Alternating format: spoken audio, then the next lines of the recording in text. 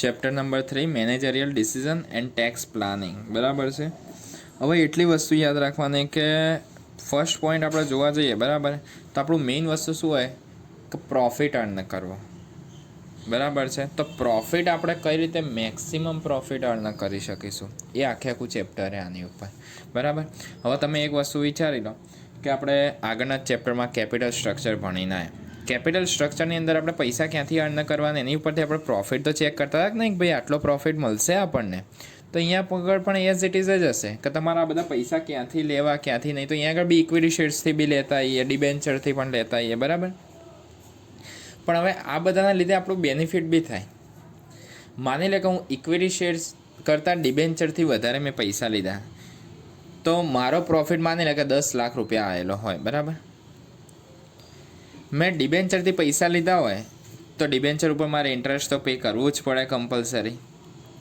તો હું એટલો ઇન્ટરેસ્ટ પે કરું તો મારો પ્રોફિટ શું થઈ જશે, એટલો ડિક્રીઝ થઈ જશે કે નહીં. અને પ્રોફિટ ડિક્રીઝ થાય તો મારા પ્રોફિટ ઉપર ટેક્સ બી કેવો ભરવો પડશે, હવે ઓછો જ ભરવો પડશે. પહેલાં 10 lakhs ઉપર ટેક્સ આવતો હતો, હવે પ્રોફિટ ડિક્રીઝ છે તો પ્રોફિટના ટેક્સના પર્સન્ટેજ બી બચી જશે કે નહીં.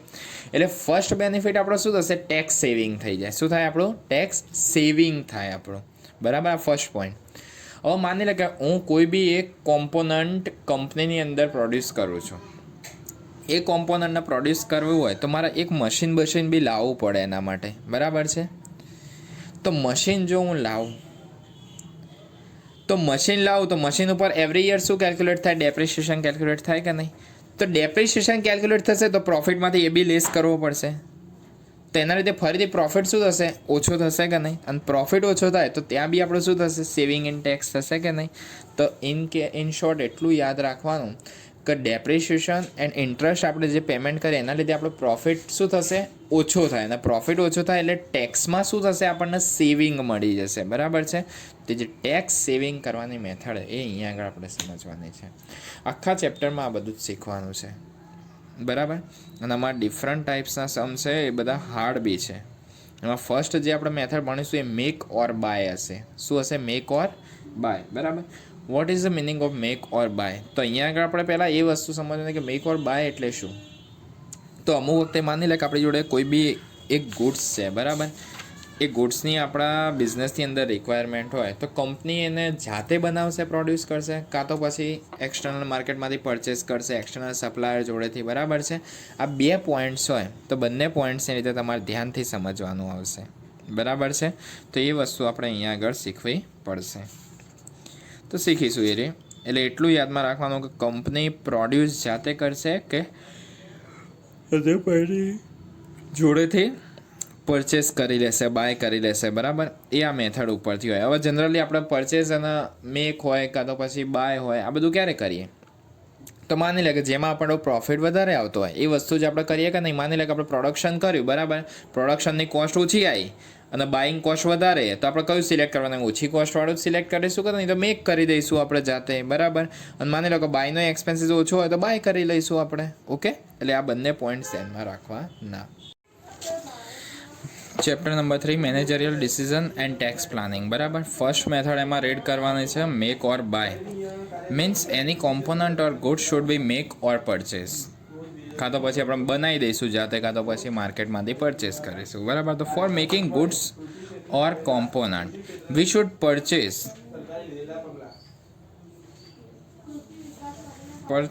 મશીન. બરાબર. We should purchase new machine. Okay.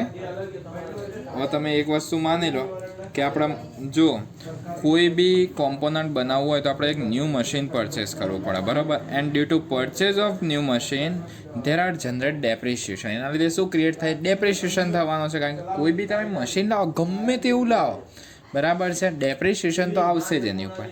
તો ડેપ્રિસિએશનના કારણે શું થશે આપણું, due to depreciation we can make saving in tax. એના લીધે આપણું શું થશે, ટેક્સમાં બેનિફિટ થશે. બસ એ જ આપણે ફાઇન્ડ આઉટ કરવાનું છે કે મશીન એના લીધે પરચેસ કરવું કે પછી જાતે બહારથી પરચેસ કરી લેવું, કાં તો પછી જાતે બનાવી લેવું. આ બંનેમાંથી ક્વેશ્ચન આવશે.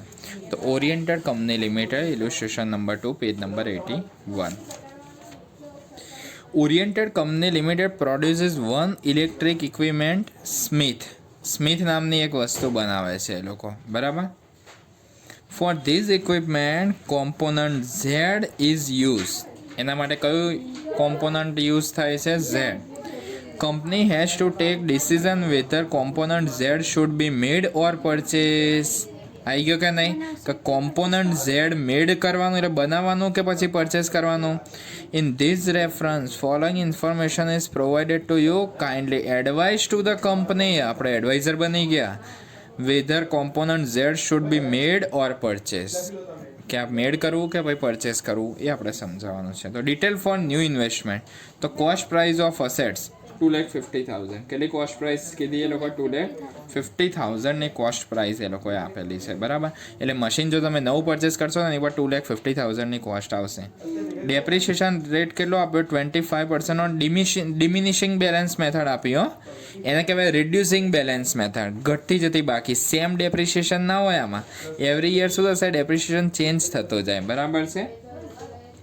એના પછી નેક્સ્ટ કોર્પોરેટ ટેક્સ રેટ કેટલા પર્સન્ટ એ લોકોએ કીધેલો હોય? 40%. Cost of capital. Cost of capital શેના માટે યુઝ થાય? એ આપણને યાદ હશે કે પેલું ડિસ્કાઉન્ટ રેટ આપણે શોધતા હતા કેપિટલ બજેટમાં, યાદ છે? એ ડિસ્કાઉન્ટ રેટ માટે કોસ્ટ ઓફ કેપિટલ યુઝ થશે. અને આ વખતે અહીંયા આગળ ડિસ્કાઉન્ટ રેટ આપ્યો નહીં હોય. જો ડિસ્કાઉન્ટ રેટ આપે નહીં, આપણે જાતે લખવાનો. પેલું કેલ્સીમાં યાદ છે ને, શીખવાડી દો આપણે કે ડિસ્કાઉન્ટ રેટ આમાં 10% તો પહેલાં શું કરવાનું કે 100 લખવાના, ભાગ્યા 110 તો 0.909 આવે. પછી ઇન્ટુ ઇઝ ઇક્વલ ટુ કરવાનું એટલે 0.826. હવે ઇક્વલ ટુ જ દબાવવાનું. ઇક્વલ ટુ એટલે 0.751 683 62. પહેલાં 100 કરવાના, પછી જે બી અહીંયા આગળ હોય એની અંદર 100ની અંદર એડ કરીને લખવાનું. 100 ડિવાઈડ બાય 110 ઇક્વલ ટુ કર્યું. પછી ઇન્ટુ ઇક્વલ ટુ દબાવવાનું. પછી ઇક્વલ ટુ જ કરવાનું. જેટલી વખત કરવાનું એટલી વખત કર્યા કરીશું. બરાબર છે. એટલે એની ઉપરથી આ વસ્તુ મળી ગઈ. ઓકે. હવે છે average life of assets 8 years. બરાબર છે. એવરેજ લાઈફ ઓફ અસેટ્સ શું છે? 8 years. એટલે 8 વર્ષ એની લાઈફ છે. Okay. And scrap value ₹25,000. Okay. Scrap value કેટલી છે? 25,000. યાદ રાખવાનું કે જ્યારે આપણા કોમ્પોનન્ટનો ક્વેશ્ચન હોય, બરાબર છે, તો કોમ્પોનન્ટના ક્વેશ્ચનની અંદર ક્યારે પણ સ્ક્રેપ વેલ્યુ એડ ના થાય. એનું રીઝન શું કે આપણે મશીનને સોલ્ડ નથી કરતા. ઓકે. મશીનને જો સોલ્ડ કરતા હોઈએ તો સ્ક્રેપ વેલ્યુ આપણે એમાંથી લેસ કરવી પડે, પણ આમાં સોલ્ડ નથી કરતા આપણે. ઓકે. આ કોમ્પોનન્ટ છે. પછી મટીરિયલ કોસ્ટ ઓફ ₹5 પર કેજી એન્ડ પર યુનિટ 10 kg ઇઝ રિક્વાયર. એટલે એક યુનિટ માટે બનાવવા માટે 10 કિલોગ્રામ જોઈએ છે અને 1 કિલોગ્રામની પ્રાઇસ ₹5 છે. બરાબર.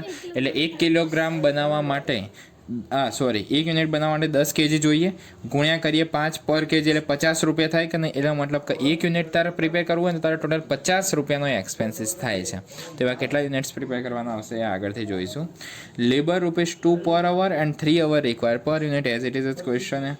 One additional supervisor will be needed and his monthly salary will be 20,000. Supervisor જોઈએ. Other variable cost 50% of labour cost. During the year 50,000 units produce. આવી ગયું કે નહીં? The total 1,50,000 hours are available. External supplier can supply component at 65. પાછું external supply કહેશે કે હું તમને આટલામાં આપીશ. બોલો.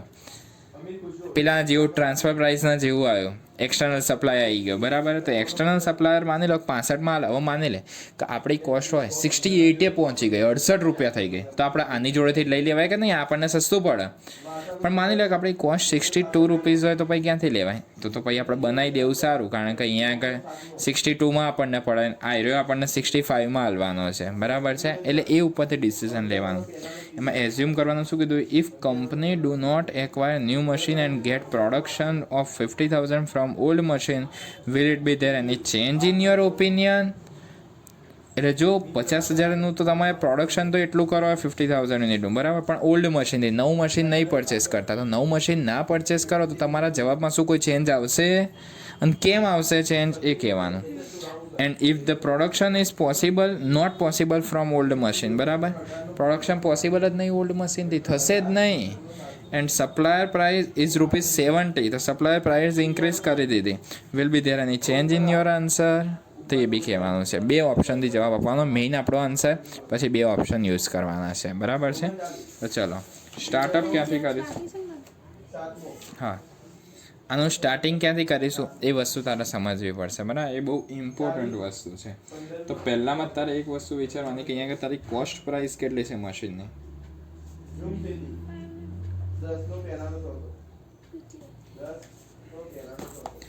2,50,000 હતી કે નહીં. Cost price of assets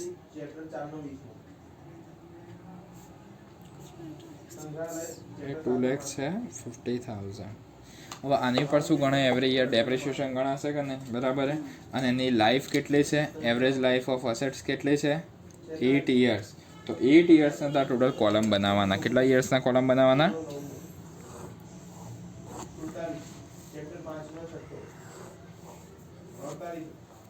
3 6 2 8. એક આ લાઈન વધારે રાખવાની હો, એટલે કંઈ બી લોચો ના પડે એટલા માટે. મિસ્ટેક ના થઈ, સ્ક્રેપ વેલ્યુ હોય ને તો પાછું લોચો થાય કે પેલું ઈયર માટેનું કોલમ બનાવવાનું બરાબર છે. હવે આના લીધે શું થશે, આપણો ડેપ્રિસિએશન કેલ્ક્યુલેટ થશે કે નહીં. તો અહીંયા આગળ ડેપ્રિસિએશન માટેનું આપણે એક કોલમ રાખી લઈએ બરાબર. ડેપ્રિસિએશન આવશે, ડેપ્રિસિએશનના લીધે એની ઉપર આપણો ટેક્સ એટલો શું થઈ જશે, બચી જશે બરાબર છે. તો એને કહેવાય સેવિંગ ઇન ટેક્સ. શું કહેવાય, સેવિંગ ઇન ટેક્સ બરાબર છે. તો અહીંયા આગળ આપણે saving in tax find out કરી લઈશું. અહીંયા આગળ આપણે ડિસ્કાઉન્ટ રેટ લખી દઈશું, એટલે આપણને પ્રેઝન્ટ વેલ્યુ મળી જશે કે હાલમાં એનું કેટલું સેવિંગ થશે એ તમને મળી જશે બરાબર છે. સિમ્પલ દાખલો આ પહેલો છે એટલે. તો ચલો ફર્સ્ટ તો ઈયર લખવાનું. તો ઈયર લખી દઈએ 1 2 3 4 5 6 7 and 8. ઓકે, આ બહુ ઇમ્પોર્ટન્ટ છે હો, ધ્યાન રાખ. હવે તમે એક વસ્તુ વિચારો,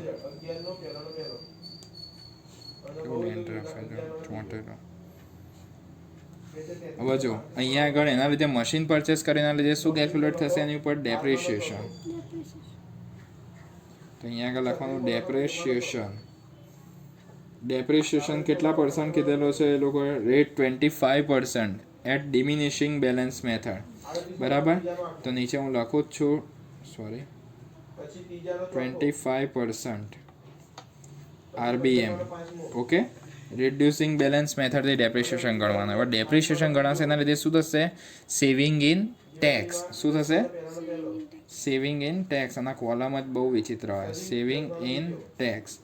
તો ટેક્સના પર્સન્ટેજ કેટલા આપેલા છે તને 40%. કોર્પોરેટ ટેક્સ આપ્યો કે નહીં, તો અહીંયા આગળ 40% લખી દેવાના બરાબર છે. બાજુમાં મલ્ટીપ્લાય શેનાથી કરવાનો, ડિસ્કાઉન્ટ રેટ. તો ડિસ્કાઉન્ટ રેટ આપણને કેટલો આપેલો હતો 10%. કોસ્ટ ઓફ કેપિટલ આપી કે નહીં, કોસ્ટ ઓફ કેપિટલને જ કહેવાય ડિસ્કાઉન્ટ રેટ. અને હવે જે જવાબ આવે તમારો એને શું કહેવાય, present value. Present value. Okay, તો ચલો હવે ડેપ્રિસિએશન બધું કેલ્સીથી કામો, આ બહુ ધ્યાનથી સમજે. પહેલાં 2,50,000.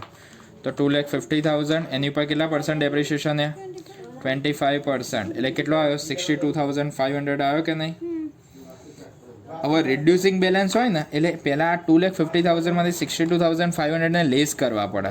એટલે હવે આપણો જવાબ કેટલો બચ્યો 187,500. હવે એની ઉપર પાછા કેટલા ટકા ગણવાના 25%. તો 25%. એટલે એનો આન્સર કેટલો આવ્યો 46,875. પાછું માઇનસ ઇઝ ઇક્વલ ટુ કરીએ એટલે 1,40,625 બચેલો હોય એની ઉપર પાછા કેટલા ગણવાના 25%. તો કેટલો આવ્યો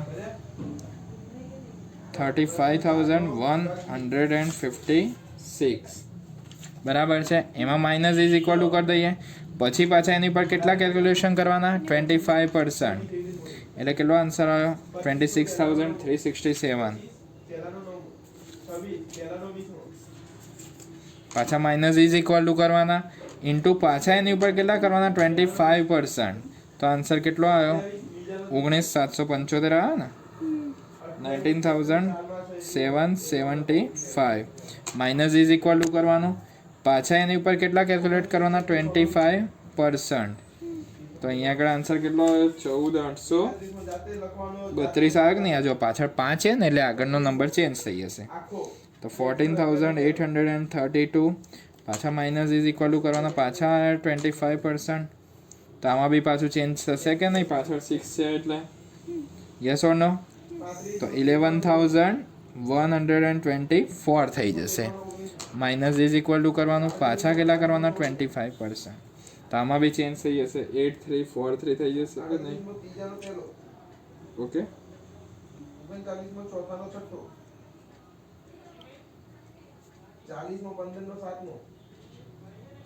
ઓકે. આ કશાનું ટોટલ નહીં થાય. ક્લિયર કે નહીં? આટલે સુધી કોઈ કન્ફ્યુઝન? જો સિમ્પલ મેથડથી તમારે કરવાનો હોય સ્ટ્રેટ લાઇન મેથડ. ડેપ્રિસિએશનના 2 ટાઈપ્સ હોય. હા, સ્ટ્રેટ લાઇન મેથડ તો જો બધું તો ભાઈ બધામાં સેમ જ આવે કે 250 ના 25% કરે તો બધામાં 62,500 જ મૂકી દે.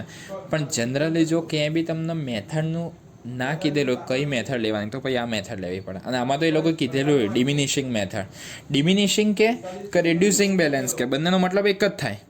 ડિમિનિશિંગનો મતલબ થાય ઘટતી જતી, બાકી રેડ્યુસિંગનો બી મતલબ ઘટતી જતી. બાકી ખાલી આમાં કરવાની ટેકનિક કેલ્સીથી જુઓ. તો 250 લખ્યા પહેલાં કેલ્સીમાં, બરાબર છે. ઇન્ટુ શું કરવાના? 25%. જવાબ લખી દેવાનો 62,500. પછી માઇનસ ઇઝ ઇક્વલ ટુ આ આપણે જે નોર્મલ કેલ્સી હશે એમાં જ થશે. કેશિયોના કેલ્સીમાં નહીં થાય આ પોઝિશન, બરાબર? કેશિયોમાં નહીં થતી, આપણે તો નોર્મલ એટલે આપણે થશે. પાછું ઇન્ટુ 25% કરવાના, લખી દેવાનો જવાબ. પાછું માઇનસ ઇઝ ઇક્વલ ટુ કરવાના, into 25%, minus is equal two કરવાના, પાછા ફરીથી ગણ્યા કરવાના. આ રીતે ગણ્યા કરવાનું. આવડે કે નહીં આ કરતા? હવે ડેપ્રિસિએશન જે આવ્યો તો ડેપ્રિસિએશનના લીધે આપણા ટેક્સમાં સેવિંગ થયું. તો ટેક્સ કેટલા પર્સન્ટ આપણે ભરતા હતા? 40% ભરતા હતા. તો આ 40%નું સેવિંગ થયું. તો 62,500 ઇન્ટુ 40% કરી કાઢી તો આપણો આન્સર કેટલો આવશે? 25,000. Yes or no? 46,875 into 25%.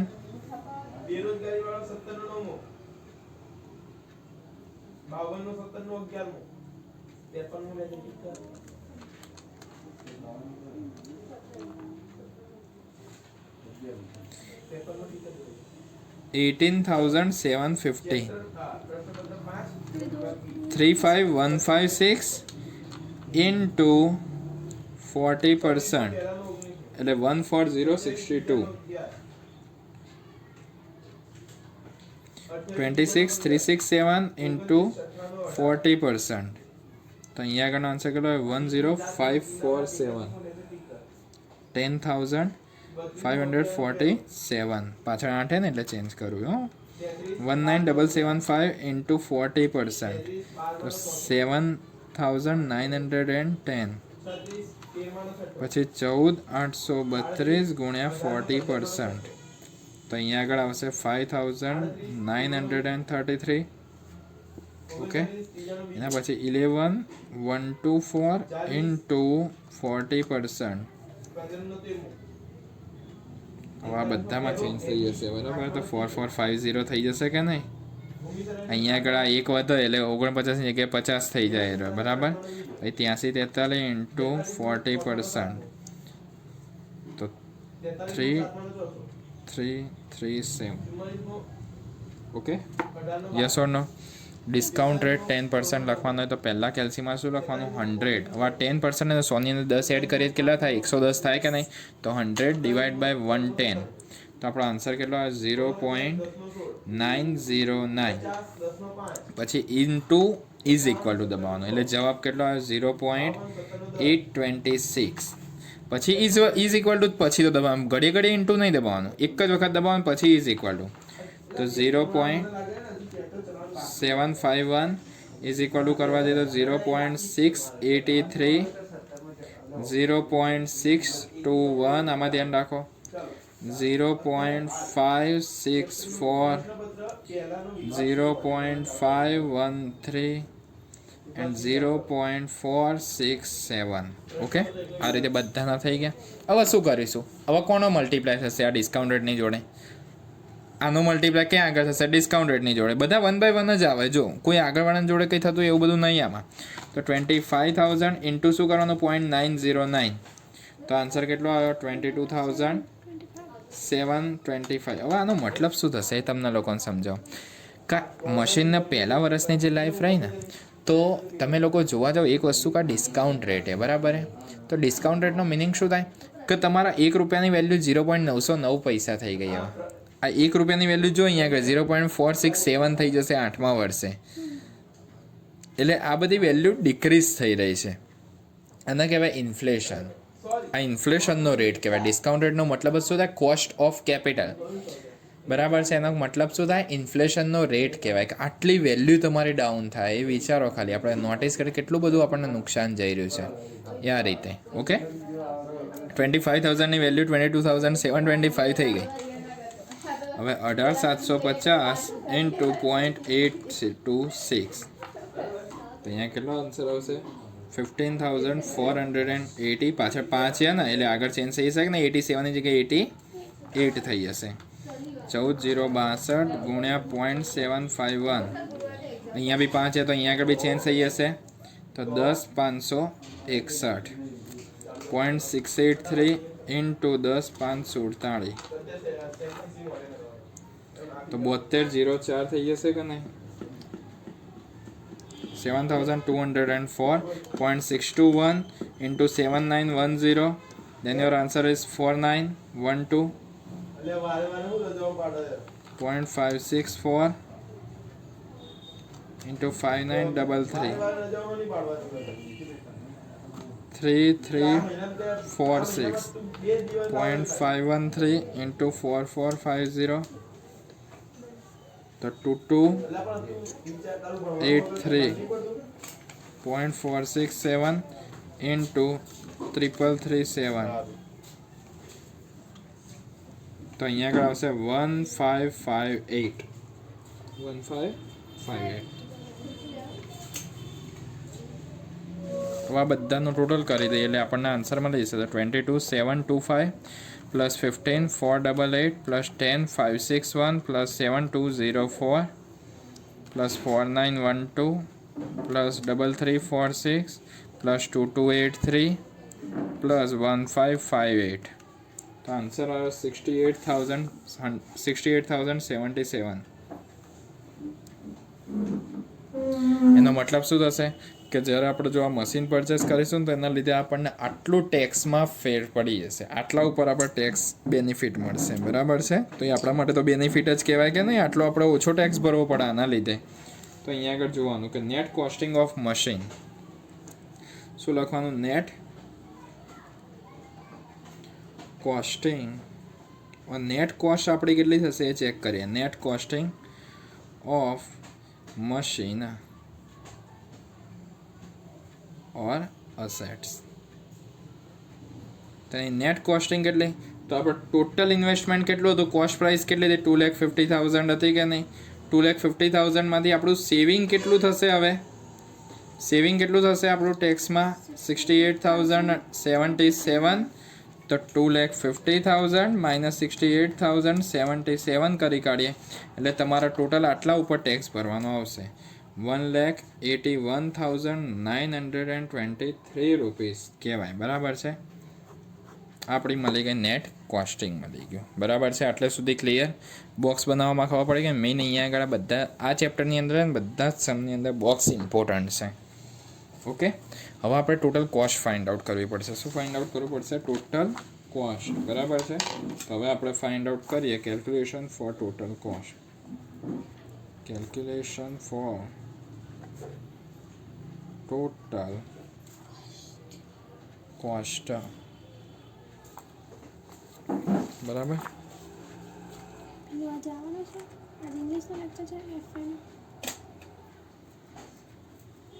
FY Vivek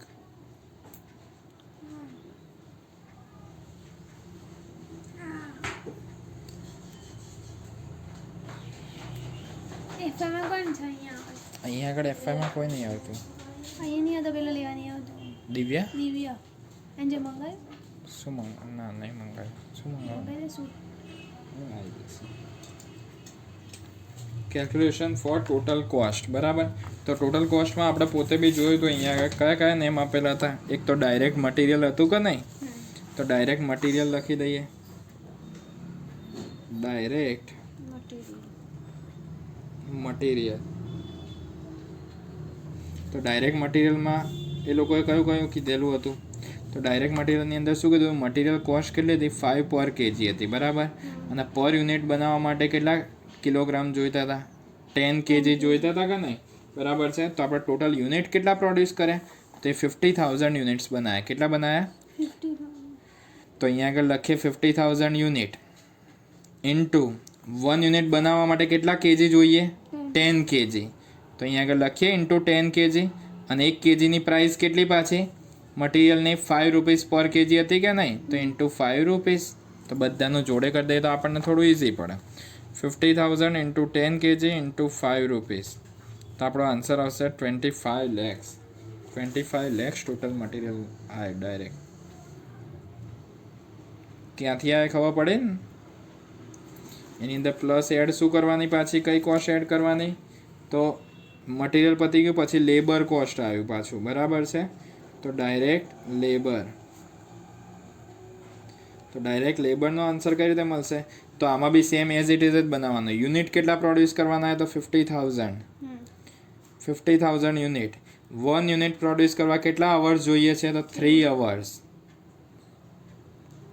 into 1 અવરનો rate કેટલો આપેલો છે પાછો, 2 રૂપીસ પર અવર, બરાબર. તો 50,000 ઇન્ટુ 3 ઇન્ટુ 2 કરી કાઢો એટલે તમારો આન્સર આવશે 3 lakhs રૂપીસ. એટલા જોઈશે લેબર. પાછું એડિશનલ સુપરવાઇઝર હતો તો સુપરવાઇઝરની સેલેરી તમે પે કરી, બરાબર હે. તો સુપરવાઇઝર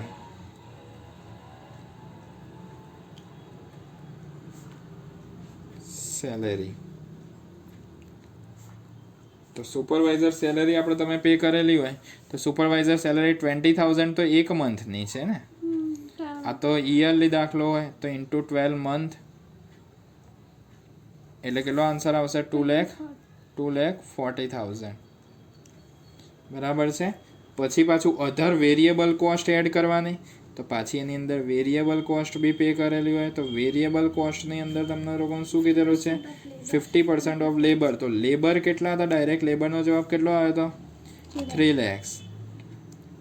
3 lakhsના કેટલા પર્સન્ટ કીધેલા છે એ લોકોએ, 50%. તો 1,50,000 આવ્યો કે નહીં, તો આ આવ્યો 1,50,000. ઓકે, તો આટલું આવી ગયું કે નહીં.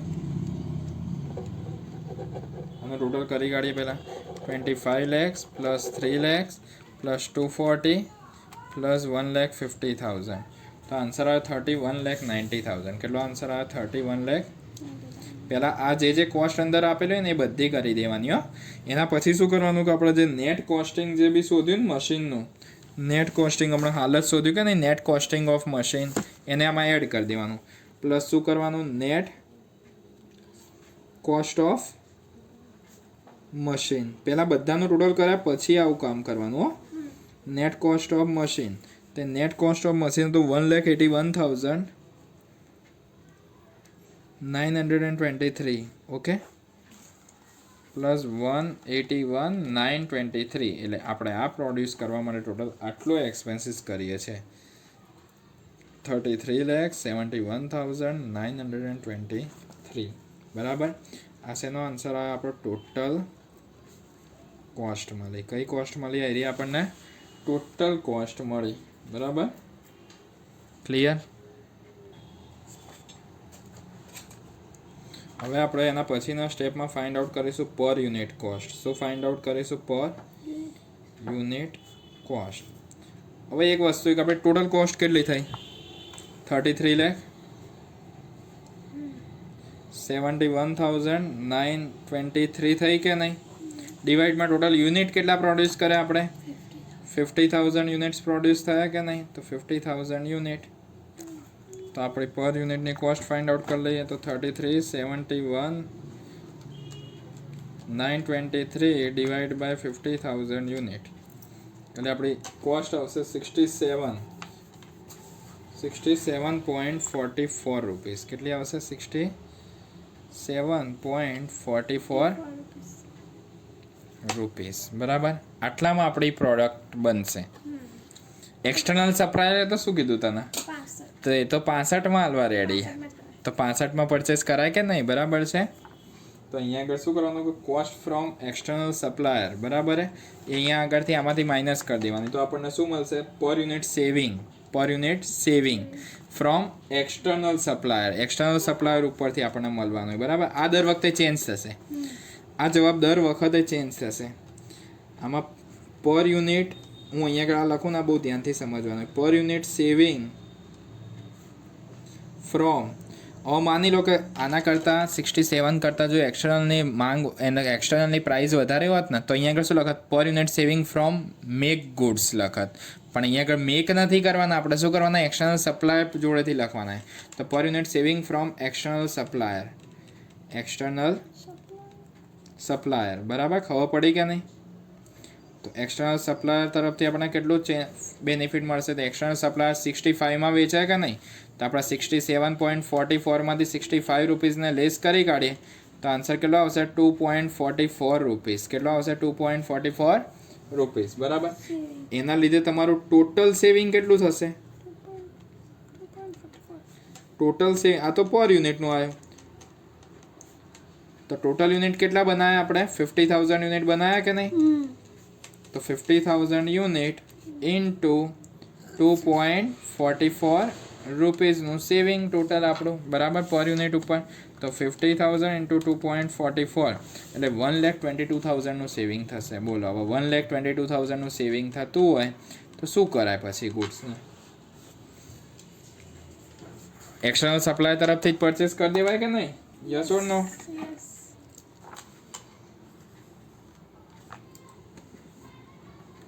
બરાબર છે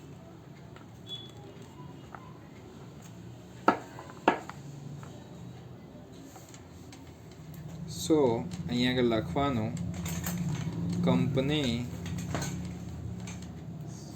should not make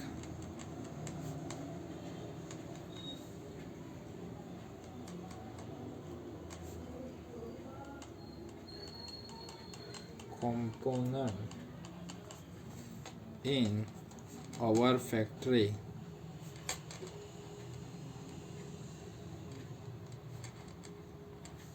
it will be purchased from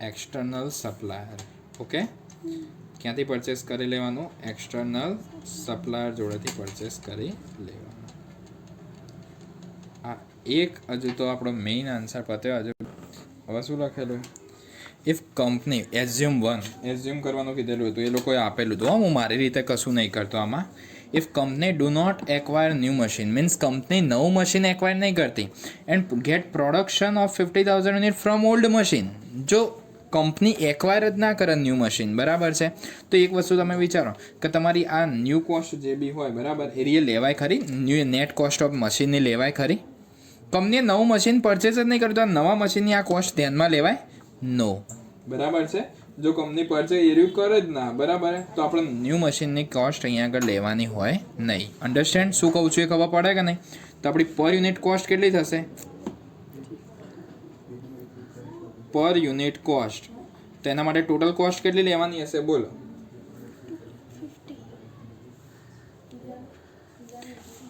31,90,000 આવશે કે નહીં આપણે ટોટલ કોસ્ટ કેટલી આવશે 31,90,000 કારણ કે જો ન્યૂ મશીન પરચેસ જ નહીં કર્યું તો પછી ન્યૂ મશીનની કોસ્ટ શું કરવા લો છો તમે 31,90,000 બરાબર તો અનડિવાઈડ બાય તો ફિક્સ જ છે 50,000 યુનિટ 50,000 યુનિટ્સ તો 31,90,000 divided by 50,000 unit means your total cost is 63.8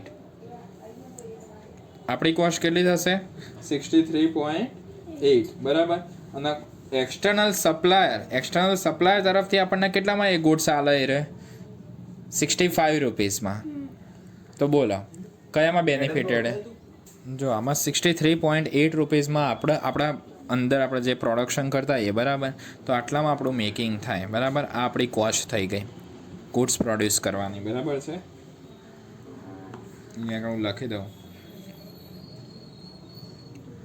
પર યુનિટ કોસ્ટ અહીંયા હું લખું મેકિંગ ગુડ ઓકે એટલે તું ક્લિયર લે કે આમાંથી કયું કન્ફ્યુઝન ના થાય તમારા લોકોના માઇન્ડમાં. તો મેકિંગ ગુડ્સ એટલે ગુડ્સ પ્રોડ્યુસ કરવાની કોસ્ટ 63.8 રૂપીઝ છે અને એક્સટર્નલ સપ્લાયર આપણને કેટલામાં આલે? તો આપણને ક્યાં આગળ બેનિફિટ થશે? મેક કરવામાં થશે કે નહીં? તો અહીંયા આગળ આપણે શું લખ્યું હતું? પર unit saving from external supply લખ્યું હતું. એની જગ્યાએ અહીંયા આગળ શું લખીશું? પર યુનિટ સેવિંગ તો લખવાનું જ. પર યુનિટ શું લખવાનું? સેવિંગ તો લખવાનું જ.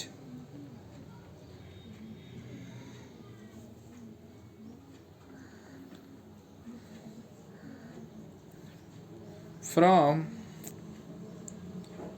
મેકિંગ ગુડ્સ શું લખીશું? પર unit saving from making goods એટલે ગુડ્સ જો આપણે બનાવીશું તો આપણને અહીંયા આગળ બેનિફિટ થશે. અહીંયા આગળ ફ્રોમ એક્સટર્નલ સપ્લાયર હતું, બરાબર, અને અહીંયા આગળ કોનું નેમ આવી ગયું? મેકિંગ ગુડ્સનું. એટલે જાતે બનાવીશું તો આપણને બેનિફિટ થશે. તો આપણે જાતે બનાવીશું એમાં બેનિફિટ થશે. તો 65માંથી આપણી કોસ્ટ કેટલી હતી ટોટલ? 63.8 હતી કે નહીં? તો પર યુનિટનું સેવિંગ કેટલું થયું? તો 65 માઇનસ 63.8 કરી કાઢી તો 1.2 રૂપીઝનું સેવિંગ થયું કહેવાય આપણું, બરાબર છે. 1.2 રૂપીઝનું સેવિંગ થયું કહેવાય. તો હવે આપણે અહીંયા આગળ શું લખવાનું? ટોટલ સેવિંગ લખવાનું. શું લખવાનું? ટોટલ સેવિંગ 1000 યુનિટ, 50,000 યુનિટ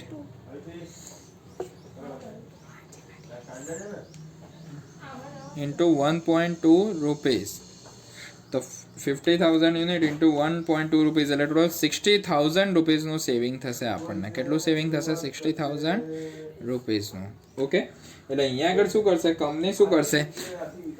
આ ગુડ્સ ક્યાંથી બનાવશે? જાતે જ બનાવી દેશે કે નહીં? બરાબર છે. સો કંપની શુડ, આમાં નોટ મેક હતું એની જગ્યાએ આગળ શું થશે? મેક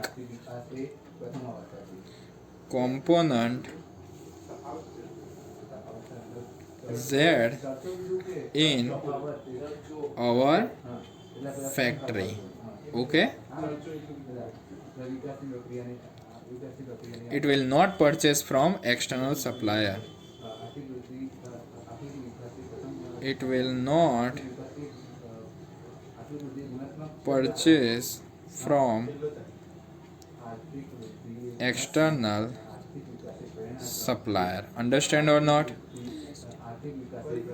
મીન અહીંથી છે આટલું તમને આવડીએ તો આ તો દરેક વખતે જો આટલું તો બદલાય જ. આપણા ટ્રાન્સફર પ્રાઇસમાં આ ચેન્જ કરતા હતા. હજુ થર્ડ એ લોકોએ એઝ્યુમ આપેલું છે, બરાબર. થર્ડ એઝ્યુમ બી શું કીધેલું એ બી વાંચો તમને ખબર પડી જાય કે production is not possible from old machine. એટલે ઓલ્ડ મશીનથી પ્રોડક્શન પોસિબલ તો ન્યૂ મશીન લેવું જ પડશે, બરાબર છે. New machine compulsory buy. Then હા, તો પછી આયરી જ આપણી આની આજ કોસ્ટ આવશે કે નહીં? ન્યૂ મશીન લઈએ તો પછી આયરી કોસ્ટ આની આજ રહેશે કે નહીં? Then but supplier price is 70 rupees. Supplier extended its price. Okay, now we will write assume number 2.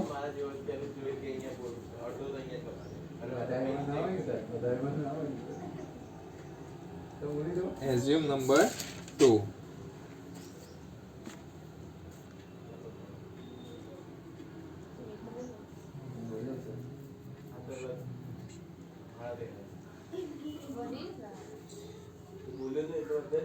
If component Z is make and new machine is purchased and external supplier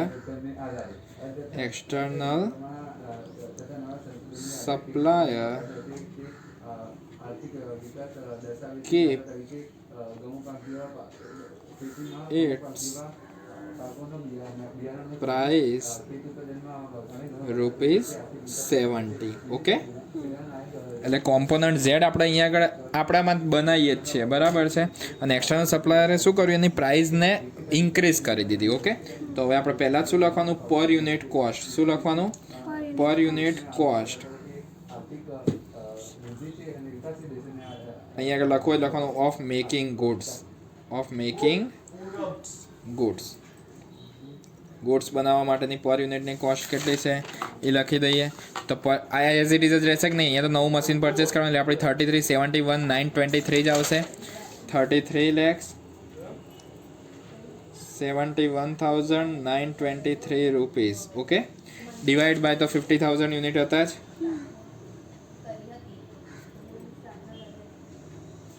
is equal two આપણી price કેટલી આવી હતી? 67.44 હતી કે નહીં? તો 67.44 rupees. Okay, આ આપણી પર યુનિટની કોસ્ટ. અને એક્સટર્નલ સપ્લાય આપણને કેટલામાં આપવાનો હોય? હવે તો 70 રૂપીઝમાં આપવાનો હોય કે નહીં? તો પર યુનિટ સેવિંગ થશે. કયું આપણે કરીશું બેમાંથી? 67. આજ બનાવી દઈશું કે નહીં? એટલે મીન્સ કે આપણે જાતે જ બનાવી દઈશું ગુડ્સ, નહીં લેવું તેલ લગાવવા ગયું. તો પર યુનિટ સેવિંગ ફ્રોમ શું લખીશું? એક્સટર્નલ સપ્લાય લખીશું કે મેકિંગ ગુડ્સ લખી દઈએ? Making goods. બસ ખાલી તમારા માઇન્ડમાં આટલું આવવું જોઈએ. તો મેકિંગ ગુડ્સ કેટલાનું સેવિંગ થશે? તો 70 રૂપીઝ માઇનસ 67.44 કરી દઈએ. તો 70 માઇનસ 67.44 એટલે 2.56 રૂપીઝનું પર યુનિટનું સેવિંગ થશે. બરાબર છે. So our total saving is equal to 50,000 unit into 2.56 rupees. Our total saving is rupees 1,28,000. બરાબર. તો અહીંયા આગળ આપણે શું કર્યું? મેકિંગ ગુડ્સ કર્યું કે નહીં? તો અહીંયા આગળ નીચે તો લખવાનું. So company should make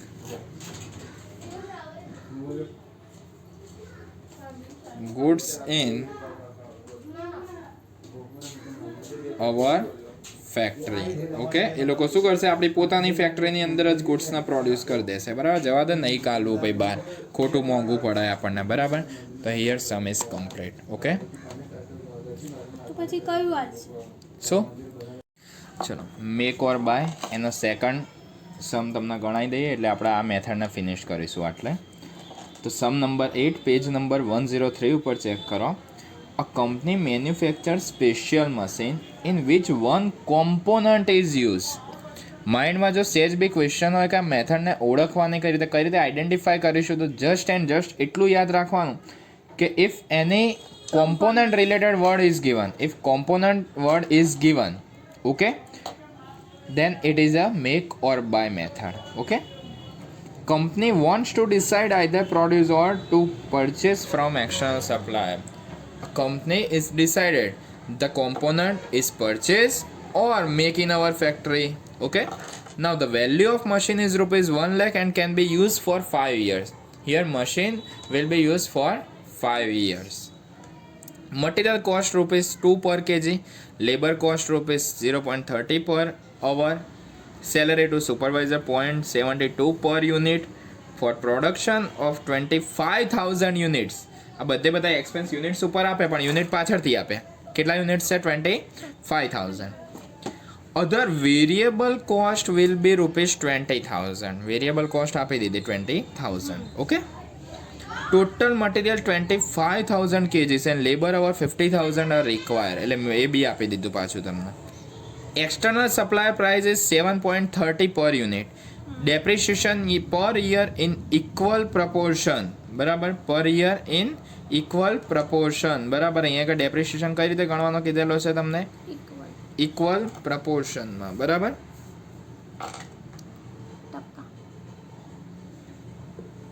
okay, next income tax rate 30%. Income tax rate 30% આપી દીધો છે. ચલો, cost price of machine is rupees 1 lakh. બરાબર. કેટલે છે? 1 lakh. ઓકે, ચલો હવે ડેપ્રિસિએશનના કેલ્ક્યુલેટ કરવા તો અહીંયા આગળ તમને શું કીધેલું ડેપ્રિસિએશન માટે કે ડેપ્રિસિએશન પર યર ઇન ઇક્વલ પ્રપોર્શન. હવે ઇક્વલ પ્રપોર્શન એટલે કેટલું પ્રપોર્શન લેવાનું એ જ આપણે ડિસાઈડ ના કરી શકીએ. બધાનું પ્રપોર્શન કેવું હોવું જોઈએ? ઇક્વલ જ હોવું જોઈએ. બરાબર છે. તો હવે ઇક્વલ પ્રપોર્શન ક્યાંથી ફાઇન્ડ આઉટ થશે કહો? ચલો કોસ્ટ પ્રાઇસ ઓફ મશીન મળી ગયું. હવે તમે એક વસ્તુ છે, અમે તમને ક્વેશ્ચન કરીશું કે તમારો ડેપ્રિસિએશન કેટલો હશે. તો અહીંયા આગળ એ લોકોએ બહુ ઓકવર્ડ રીતે તમને આપેલો હોય કે ડેપ્રિસિએશન પર યર ઇન ઇક્વલ પ્રપોર્શન. હવે આપણે યર કેટલા યુઝ કરવાનો હોય મશીનને, તો 5 યર્સને ઇક્વલ પ્રપોર્શનમાં ડિસ્ટ્રીબ્યુટ કરવાનું છે ડેપ્રિસિએશન. બરાબર. ટોટલ પર્સન્ટેજ કેટલા ઉપર ફાઇન્ડ આઉટ થાય, 100થી ફાઇન્ડ આઉટ થાય કે નહીં. તો 100 ડિવાઈડ બાય 5 કરી દઈએ 5 યર્સ. બરાબર. ટોટલ 100% હોય, ડિવાઈડ બાય 5 કરી દઈએ એટલે 20% 1 યરનો ડેપ્રિસિએશન થયો કહેવાય. એટલે બધો ડેપ્રિસિએશન થઈ ગયો કે નહીં 20%. તો આપણે એ રીતે વિચારવાનું. બરાબર. તો અહીંયા આગળ આપણે લખીએ છીએ કે ડેપ્રિસિએશન, અને એ રીતે ના કરવું તો આપણી બીજી બી મેથડ છે, ડેપ્રિસિએશન પર યર ઇન ઇક્વલ પ્રપોર્શન. બરાબર. તો ડેપ્રિસિએશનની યાદ છે ફોર્મ્યુલા કોઈને? શું ફોર્મ્યુલા હતી? Cost value plus installation charge minus scrap value divide by estimated life. તો આમાં સ્ક્રેપ વેલ્યુ નથી, ઇન્સ્ટોલેશન ચાર્જ બી નથી. બરાબર. તો ફોર્મ્યુલા લખીએ તો cost value plus installation charge minus scrap value divide by estimated life. Total years જે તમે કહેતા એ એસ્ટિમેટેડ લાઈફ. તો કોસ્ટ વેલ્યુ આપણી કેટલી હતી? 1 લાખ હતી કે નહીં? ડિવાઈડ બાય કેટલા કરી દેવાના? 5 યર્સ. એટલે 1 યરનો ડેપ્રિસિએશન કેટલો આવી જશે? 20,000. ચલો આપણને એમ થાય કે આવી રીતે એક્ઝામમાં યાદ ક્યાંથી આવી ગયું, આપણને ક્યાંથી આવશે, એવા બધા ક્વેશ્ચન્સ થાય. બરાબર. તો એવી રીતે ના લખવું હોય તો બીજી બી રીત છે. તો બીજી રીત કઈ છે એ બી જોઈ લો તમે ધ્યાનથી કે ડેપ્રિસિએશનને તમને શું કીધેલું છે અહીંયા આગળ? ઇક્વલ પ્રપોર્શન કીધેલું છે. બરાબર. Equal proportion means total 100 divide by 5 years કરો. બરાબર છે. તો 1 યરના કેટલા પર્સન્ટેજ આવશે? 20% આવશે કે નહીં? તો 20% કરો તો 1 લાખ તમારો આ છે, એના 20% કરો તો બી જવાબ તો 20,000 જ આવવાનો છે કે નહીં. એટલે બંને મેથડથી કરી શકાય, તમને જે યોગ્ય લાગે એનાથી તમે કરી શકો. ઓકે. ચલો તો હવે બોક્સ બનાવી દઈએ આપણું.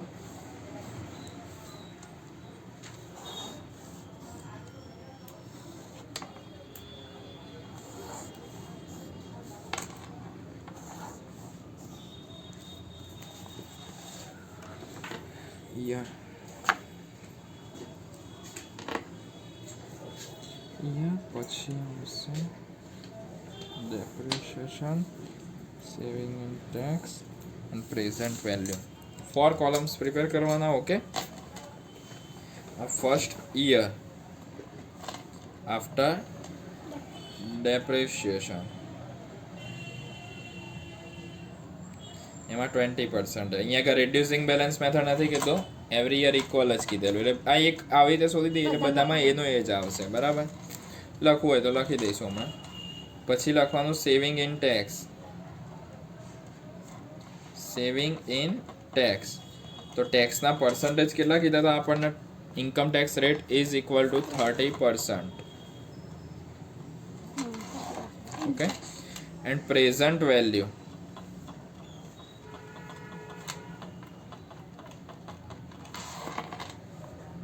year total 5 year is given. Okay, so 1 2 3 4 and 5.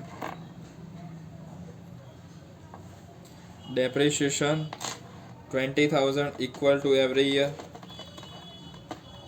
20,000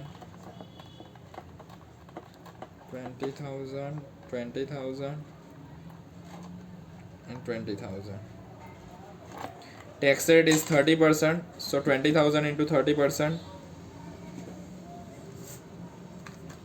જો મારે એક કોલમ રહી ગયું, 6,000. બધામાં 6,000 જ આવશે કે નહીં? ડિસ્કાઉન્ટ રેટનું કોલમ જ બાકી રહી ગયું. હા, મેં 12% ડિસ્કાઉન્ટ. એના 12% પહેલા ડિસ્કાઉન્ટ આવે ને તો rate. અહીંયા એ લીટી પાડ દો ને, એ ડિસ્કાઉન્ટ કદાચ પ્રેઝન્ટ કરી નાખો અને વચ્ચે લીટી પાડ દો. આવું કેમ આવતું હતું ખરા? કેશ બજેટમાં, હા કેશ ફ્લોમાં એ આવશે. એ બી છે જ. હા કેશ ફ્લો નહીં, સોરી, કેપિટલ બજેટમાં આવતું હતું. કેપિટલ બજેટ છે આપણામાં ફરીથી, પણ એ મેનેજમેન્ટમાં છે. ઓકે. પ્રેઝન્ટ વેલ્યુ, અહીંયા આગળ ડિસ્કાઉન્ટ રેટ એમાં કેટલા પર્સન્ટ કીધેલા હશે? 12%. તો કઈ રીતે કરાશે 12%? તો પહેલા 100 અને આ 12 એમાં એડ કરી દો. તો 100 ડિવાઈડ બાય 112 ડિવાઈડ બાય ને 100 divided by 112 શું કરી દે? પ્લસ કરી દે 0.89. 3 ઇન્ટુ ઇઝ ઇક્વલ ટુ 0.797. હવે શું કરવાનું? Every year is equal two જ કરવાનું. 0.712 ફરીથી ઇઝ ઇક્વલ ટુ તો 0.636 and next is equal two 0.567. એટલું યાદ રાખી લેવાનું કે કઈ રીતે કરવાનું. તો પહેલામાં આ 12%, 100માં 12 એડ થાય એટલે 112 થાય કે નહીં? તો 100 ભાગ્યા 112.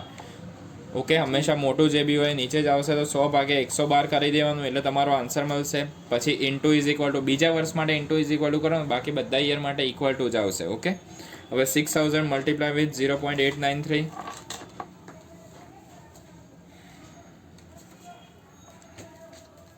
એનો આન્સર આવશે 5358. 58. પછી 6000 મલ્ટીપ્લાય વિથ 0.797 તો 4782. 6000 into 0.712 4278. 72. Sorry, 2 in 4272 3816. 63816 3402. 3402. Total of present value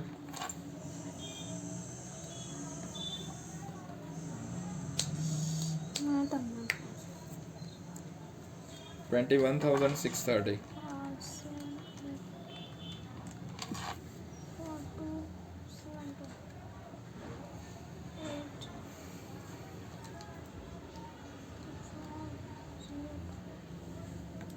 2 1.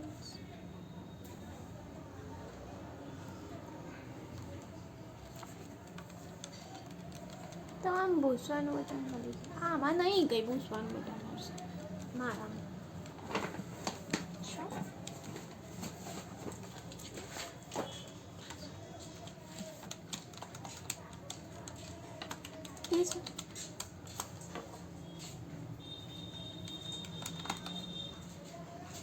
Correct. ચલો ક્લિયર. 21,630. આનો મિનિંગ શું થશે કે માની લો કે તમે new purchase, if you are purchase new machine, બરાબર, then you can save total 21,630 buy new machine. Okay, new machine જો તમે પરચેસ કરો તો તમારે આટલું સેવિંગ કરવાનું થશે, આટલું સેવિંગ થશે એમ. ઓકે,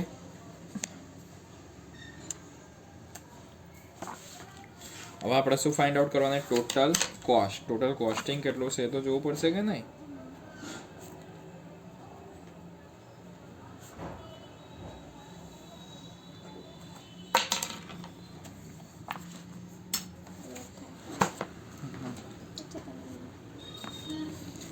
चलो, मटेरियल कॉस्ट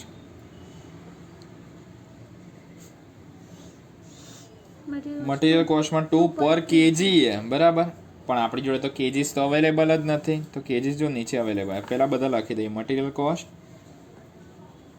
લેબર કોસ્ટ, બરાબર, વેરિયેબલ ઓવરહેડ, અને અહીંયા આગળ સેલરી ટુ સુપરવાઇઝર.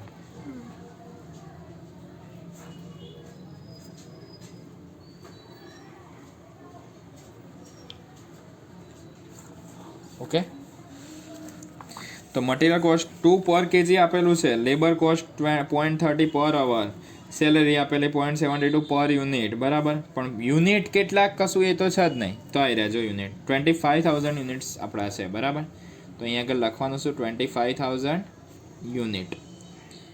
એક યુનિટ પ્રોડ્યુસ કરવા માટે પર KG are use total material 25,000 kgs આપી જ દીધેલું, બરાબર. આમાં યુનિટનું કંઈ જરૂર નહીં રહે. 25,000 કેજીસ ડાયરેક્ટ આપી દીધેલું છે. ઓકે, તો 25,000 kgs multiply with per kg કેટલો હતો ચાર્જિસ? 2 રૂપીસ. તો ટોટલ આન્સર આવશે 50,000. Next total labour hours are required 50,000 labour hour require થાય છે. Okay, multiply with 0.30 15,000 15,000. Variable overhead variable cost will be 20,000 direct આપી દીધી એ તો 20,000 એમાં પછી હળી નહીં કરવાની. અને સેલરી ટુ સુપરવાઇઝર તો એમાં 0.72 પર યુનિટ તો યુનિટ કેટલા 25,000 યુનિટ્સ. હમણાં તો આવ્યો ટોટલ એમ નહીં, પ્રોડક્શન યુનિટ સુપરવાઇઝરને કેટલા એ જોતી હતી 0.72 ના into 50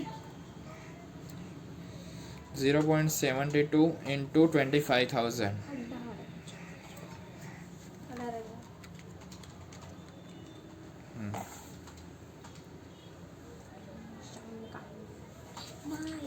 Plus 20,000 plus 15,000 plus 50,000. 1,03,000. Okay, એની અંદર કઈ કોસ્ટ એડ કરવાની બીજી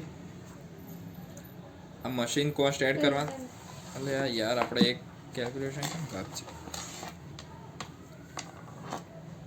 net cost of machine net cost find out કરવાની જ રહી ગઈ.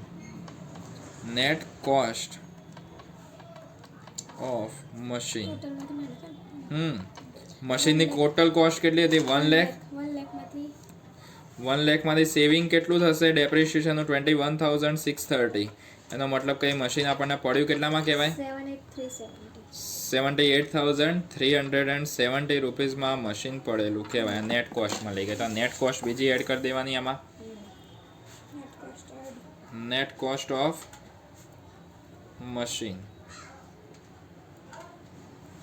એનો આન્સર કેટલો આવ્યો 78,370 પ્લસ 1,03,000 1,81,370 1,81,370 અને શું કહેવાય total cost.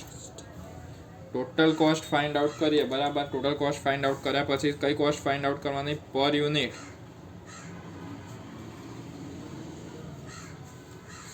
Cost of making goods. Goods બનાવવા માટેની જે પર યુનિટની કોસ્ટ છે એ અહીંયા આગળ આપણે ફાઇન્ડ આઉટ કરીએ છીએ બરાબર. તો ટોટલ કોસ્ટ કેટલી આવી 1,81,370. માર્કર લઈ લે ને Divya. Divide by total units કેટલા 25,000 યુનિટ આવશે કે નહીં. તો 25,000 યુનિટ્સ તો પર unit cost is rupees 7.25. Okay, this is our per unit cost. Okay, તો 7.25 અને એક્સટર્નલ સપ્લાયર આપણને કેટલામાં આલે 7.30 માં. તો આપણે અહીંયા આગળ બનાવીએ એ જ આપણને સસ્તું પડે કે નહીં. તો અહીંયા આગળ શું લખવાનું પર યુનિટ સેવિંગ ફ્રોમ પર યુનિટ સેવિંગ ક્યાંથી સેવિંગ મળશે આપણને બનાવવાથી મળશે કે એક્સટર્નલમાંથી મળશે બનાવવામાંથી. તો ફ્રોમ મેકિંગ ગુડ્સ પાછળ જો એક્સટર્નલ સપ્લાય પરથી મળતું હોય તો અહીંયા આગળ ફ્રોમ શું લખાય એક્સટર્નલ સપ્લાય લખાય. અધરવાઇઝ આ લખી દેવાનું. તો એક્સટર્નલ સપ્લાયર આપણને કેટલામાં પ્રોવાઈડ કરશે 7.30 રૂપીઝમાં માઇનસ આપણને કેટલામાં પડે 7.25 રૂપીઝમાં બરાબર. તો 7.30 માઇનસ 7.25 એટલે 0.05 થયું કે નહીં. તો આટલું આપણને સેવિંગ થયું કેટલા પર યુનિટ ઉપર બરાબર. Now we will find total saving. Total saving is equal to 0 sorry total units કેટલા 25,000 યુનિટ્સ 25,000 યુનિટ્સ ઇન્ટુ સેવિંગ આપણું કેટલું થયું 0.05 rupees.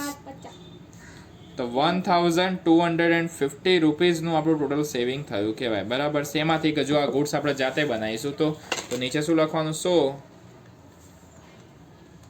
Company can manufacture component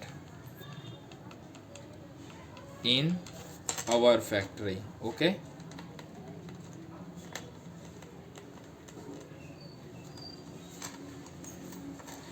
it will not not purchase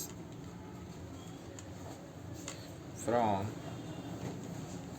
એક થઈ ગયો હા વિડિયો બીજો બી it will not purchase from external supplier